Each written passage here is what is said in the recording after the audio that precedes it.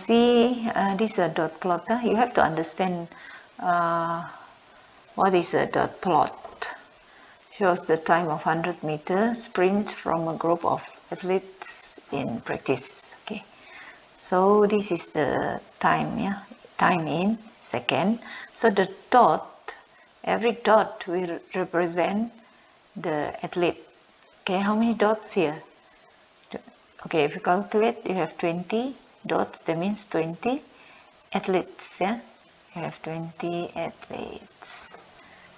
Okay, the question is, what is the question? The question is determine the mode. Yeah, determine the mode. That means what do you understand by mode? Mode equals to the what? The highest frequency, the data that come out the most. Yeah, that means the highest frequency lah. So from here, the highest frequency is here you have 4 dots for this time. It is, so you can calculate lah, 11, this is 12. So every scale the value is 0.1. So here it is 11.6 second.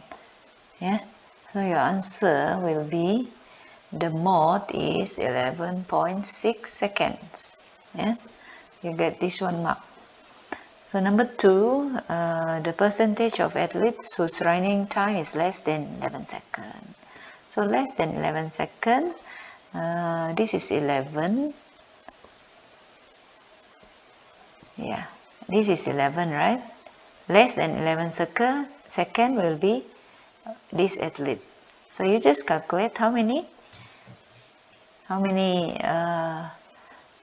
for C2, how many athletes? 9 over, because you want to find the percentage, 9 over 20 athletes times with 100. So you get the answer of the percentage will be 45%.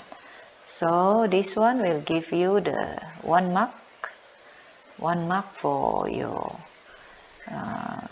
method, and then for your answer this is another 1 mark. Yeah, so you get 2 marks for this one.